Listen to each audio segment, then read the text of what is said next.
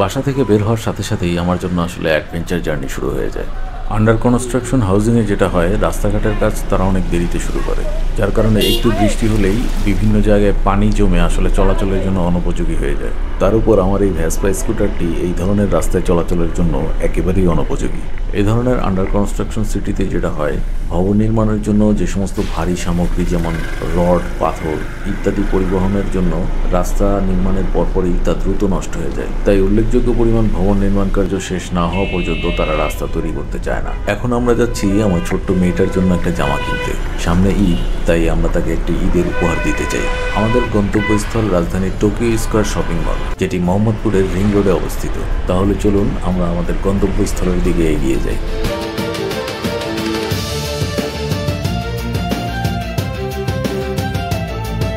একটা adventure bike অথবা একটা অফ রোডে চলার মতো বাইক আমার জন্য যে কতটা প্রয়োজন, এটা আমি রাস্তায় বের হওয়ার পর পদে পদে টের পাই। এখন আপনারা যে ধরনের রাস্তার কন্ডিশন দেখতে পাচ্ছেন, এই ধরনের সিচুয়েশনে আমার এই ভেসপা বাইক নিয়ে যাওয়া বা চলাচল করা আসলেই একটু দুঃসাহসিক অভিযান। তার উপর আমার বাইকে রয়েছে আমার পুরো ফ্যামিলি, আমার ওয়াইফ এবং আমার মেয়ে। তাদেরকে নিয়ে এই স্কুটার চালানো যথেষ্ট ঝুঁকিপূর্ণ, বিশেষ করে এই ধরনের রাস্তায় যেখানে বড় বড় যানবাহন থাকে।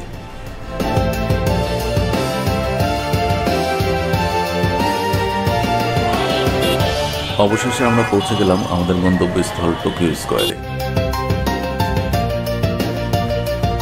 আমি স্কুটারটি পার্ক করে রেখে আসলাম আর ওরা আমার জন্য অপেক্ষা করছিল।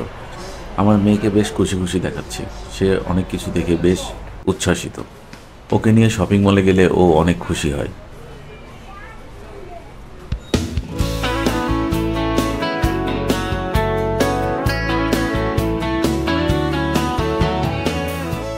ও বিভিন্ন দোকানে সাজিয়ে রাখা জামা কাপড়গুলো দেখতে থাকে আর নিজের মতো করে চলতে থাকে।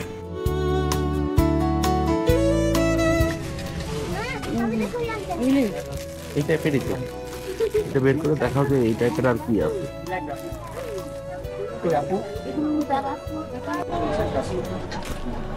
এটা কি রকম আর একটু সেট করে দেখান তো, মানে গেঞ্জিটা কোথায় থাকবে আর স্কার্টটা তুলে ফেলা যাবে না, মানে পরার পরে কেমন দেখা যাবে এটা ওইভাবে সেটিংটা করে দেখান আবার। এটা হলো রামপার ডিজাইন বলে এটাকে। হ্যাঁ, রামপার। এই রামপার ডিজাইনটা কোট সাইজে এই এক কেজি আছে।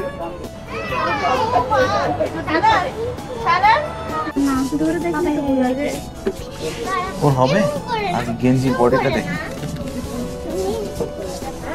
গেঞ্জিটা দেখি।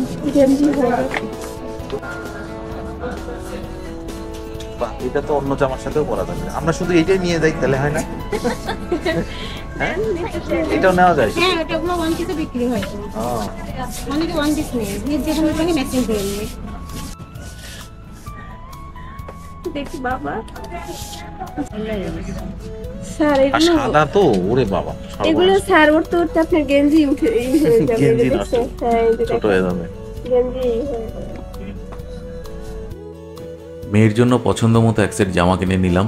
আর আমাদের কাছে অনলাইন থেকে কেনা দুটো ঘড়ির চেইন আমরা আমাদের হাতের মাপ অনুযায়ী ছোট করে নিলাম।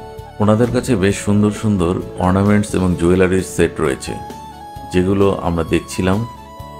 আর ইনস্টা 360 ক্যামেরা থাকার ফলে আমাদেরকে কে কে দেখছিল তার ভিডিও আমরা ধারণ করলাম। এই ইনস্টা 360 ক্যামেরার একটি বড় সুবিধা হলো এর আশেপাশে থাকা সকল ব্যক্তির মুভমেন্ট বেশ ন্যাচারালি ক্যাপচার করা যায়। মেয়েটার জন্য একটা ঘড়িও নিয়ে নিলাম, ও ঘড়ি পরতে খুব পছন্দ করে। কেনাকাটা শেষে আমরা মল থেকে বেরিয়ে যাওয়ার জন্য এগিয়ে যেতে থাকলাম। বাইরে বৃষ্টি হচ্ছিল, তাই কিছুক্ষণ অপেক্ষা করে আমরা আমাদের স্কুটারটি নিয়ে বাসার দিকে রওনা হলাম।